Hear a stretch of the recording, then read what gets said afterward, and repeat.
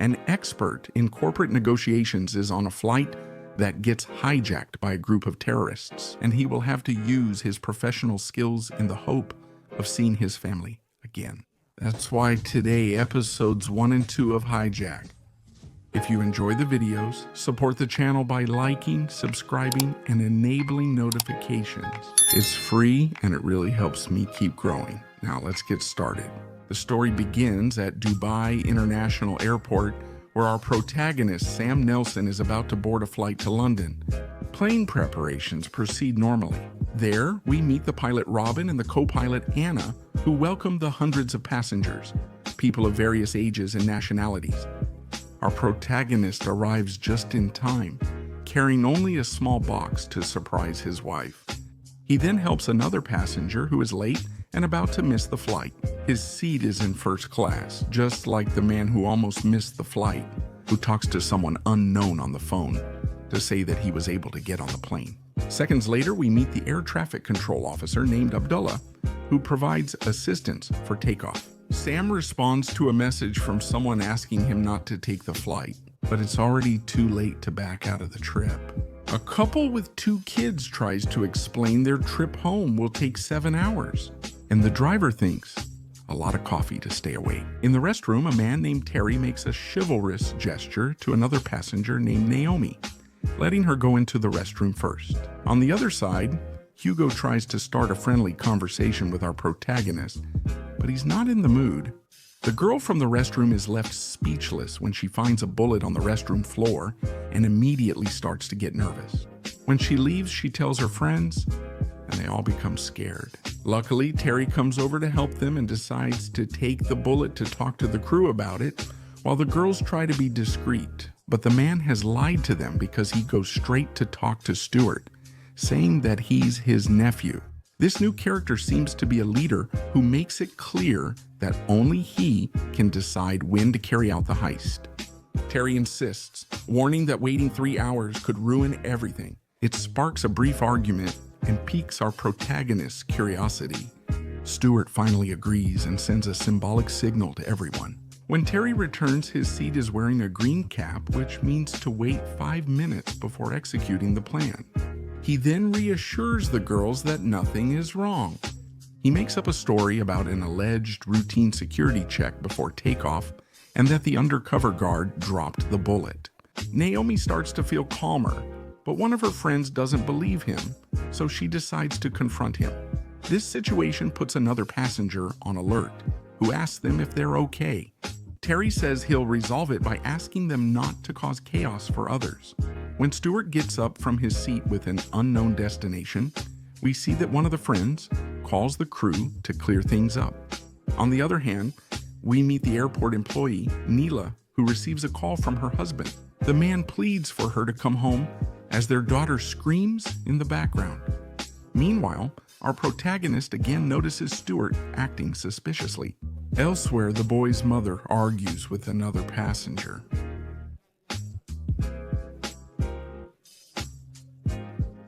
She says she doesn't know anything about the object they found, which they avoid mentioning. Meanwhile, a terrorist loads his weapon in the bathroom. Sam notices that several people have the same bag, so he goes to the crew to complain about not having received one himself. The girl tells him that they didn't give one to any passenger, and in this way, he confirms that something terrible is about to happen. That's when the supposed passenger, Jamie, pulls out her weapon and starts threatening everyone, demanding that they don't move. Terry does the same because he's part of the group, and in seconds he takes control of the plane.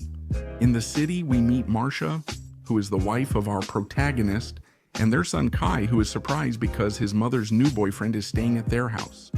Back on the plane, we hear Jamie give the following instructions. No one will make any noise, you won't cause any trouble, and you will always obey, in exchange for no one getting hurt as well. While she's speaking, we see that an Arab boy translates every word so that everyone can understand what's going on. At that moment, Sam meets another passenger, Amanda, who's having a nervous breakdown, and he tries to comfort her. In the cabin, Anna grows suspicious when the kitchen crew doesn't respond, and Robbie insists he heard something. The terrorists force the passengers to hand over their cell phones, even taking one from a small child who was just playing to distract himself. Arthur makes a call to the cabin to alert them about the situation until Jamie surprises him and starts threatening him with his weapon. Anna manages to see the weapons through the security camera and tries to contact the control tower to notify them of the alert.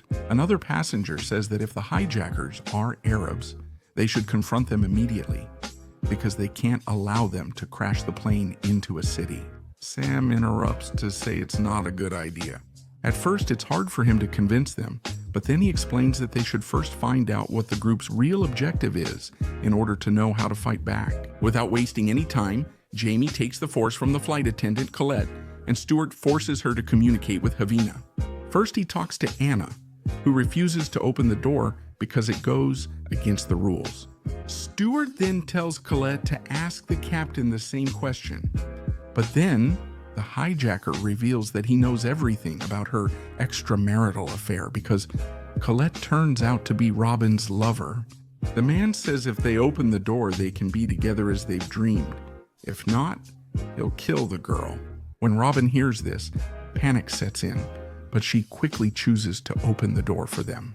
That's when Anna objects and a fight breaks out between them, in which Robin beats her savagely until she bleeds. Finally, the pilot opens the door and Stuart forces her to retract her statement in front of the control tower, saying it was all a misunderstanding. Robin reports 2 drunk passengers, but assures he has the situation under control. Upon hearing this, Abdullah decides to wish them a good trip because they are about to leave his country's airspace. But deep down, he can't believe this story. Meanwhile, we learn that our protagonist hid his phone, and he takes the opportunity to write to his wife to inform her of what happened, managing to send the message just before the terrorists turn off the Wi-Fi. In Dubai, we see that the airport employee is speeding home, discovering that her husband and daughter have disappeared. In the control tower, Abdullah keeps feeling something bad will happen. Marsha's new boyfriend complains because he spent months living uncomfortably with her son. Still, he wishes her luck because she has an important interview today. That's when the woman reads the message from our protagonist. On the plane, Colette tells passengers they are now under the group's permanent control following their takeover. All lines of communication with the ground have been cut, and absolutely no one on the ground has any knowledge of what is happening. Because of this, the cockpit crew decided that cooperation is the best way to face the situation. They demand the highest commitment, as any disobedience will randomly cause an innocent passenger to face the consequences. In the city, Marsha tells her boyfriend, Daniel, and her son what happened, and they choose to read the full conversation. The boy says his father wouldn't lie about something so serious, and trusts he'll do everything possible to return home. Deep down, he thinks it could be something dangerous. On the plane, Sam unexpectedly leaves his seat, resulting in several threats against him. He cleverly pretends to hand over his phone in his seat and uses the chance to propose to Stuart. The first episode ends when we discover that our protagonist is a professional mediator in high-level extreme negotiations, where there is usually a lot of money at stake. Then, he starts to put his knowledge into practice, offering Stuart his help.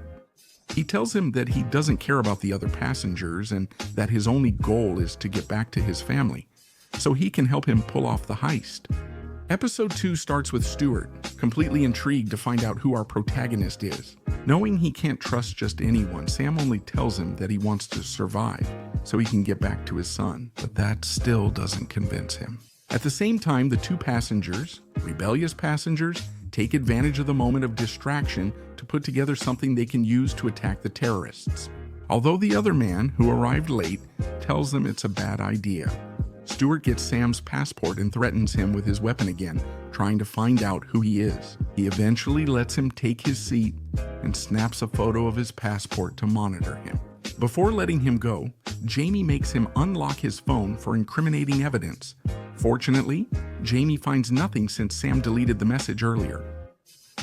Minutes later, the 2 unruly passengers attack Jaden to seize his gun, firing a shot that causes chaos on the plane. Everyone fights each other, hoping to take control of the gun until it ends up in Sam's hands. But unexpectedly, our protagonist decides to side with the terrorists and hands the gun over to Stuart, reminding him that he's willing to do anything to get back home and will stay on his side. In the city, Daniel calls his ex-girlfriend at National Anti-Terrorism Security for a favor to get information on the Dubai flight. She uses her contacts and communicates with several countries until she discovers that there is no incident reported. Back on the flight, the two unruly passengers are restrained and others must give up their ties to avoid more incidents. The crew sends another message to the passengers asking them to be obedient to those in control to prevent anyone from getting hurt. On the other side, Sam writes a secret note and convinces Stuart to take it. He discusses the pilot, whom he sees as an obstacle to his goal, and persuades him to hear his perspective. Pilots are mainly responsible for takeoff and landing, as autopilot manages most of the flight. He advises him to move the captain to another seat to keep him under control. Stuart quickly asks Robin to explain how to operate a plane. When he realizes Sam is right, he follows his advice and sends the pilot to a first-class seat. At the Dubai airport, Abdul hears that London is asking about the suspicious flight, so he starts looking into the matter in search of an answer. The terrorists decide to locate a first-class passenger and send her to the economy section. There, the girl learns what's happening, and rumors spread about a passenger who betrayed others to help the terrorist to save himself. When our protagonist discovers that Stuart followed his advice, he decides to start a game on his seat screen and sends an invitation to Robbins. He accepts without knowing what it's about, but quickly starts communicating through the internal chat. On the other hand, Abdul manages to access the security camera to see the exact moment when Neela receives a call, and she leaves without giving any explanation, so he gives the order to investigate what happened. That's when we meet a woman named Alice, who is once again arriving late to her job as an air traffic controller. That's why she quickly takes her son to school and then goes to the airport. In Dubai, we find out that today is Abdullah's birthday, and when he's on his way home, he gets a call from the security department telling him that Neela left early because she supposedly wasn't feeling well. In the game chat, Robin tells Sam that nobody on Earth knows what's happening, but they're about to enter Iraqi airspace, and if they don't get a routine response, they could send military fighter jets to bomb them for invading their airspace. Sam's request for contact quickly starts to be heard. Should we doubt it? Sam steps in, telling Stuart that the captain must respond immediately to avoid trouble. The terrorists force Anna to respond. She claims to be the captain, but the Iraq control tower knows the pilot is male, so they must bring Robin. The problem is that the captain refuses, so Sam has no choice but to threaten him with harming Colette to make him comply. Robin takes his seat and answers security questions to assure the control tower that nothing bad is happening. Then he is taken back to first class, but before that, he makes a move on the flight board that will change the course of the journey. At the London airport, we see Alice arriving 5 minutes late. Because of this, she starts checking the records quickly and begins to think that something is wrong with the Dubai flight. Since false alarms are not common, nor is it usual for the Wi-Fi to be off for such a long time. At the same time, Abdul tries to call Neela and her husband insistently, but he can't manage to get in touch with them. He goes to their house to check everything is okay. From the London control tower, they contact Iraq and learn the plane's captain was unresponsive and unidentified.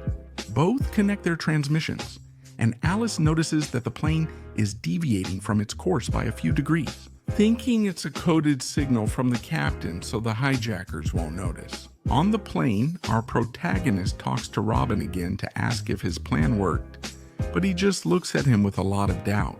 Minutes later, he arrives at Neela's neighborhood, and when he enters the house, he finds 2 unknown men cleaning the place. They say they are professional cleaners, and the apartment owner is upstairs. Abdul goes upstairs to find his friend and makes a chilling discovery in the bathroom. Neela, her husband, and her daughter have been brutally murdered. Unfortunately, it's already too late for him to save himself, and within seconds we see that one of the strangers shoots him in the forehead, killing him as well. This was episodes 1 and 2 of Hijack. Remember to like, comment your movie suggestions, subscribe, and enable notifications so you don't miss future videos.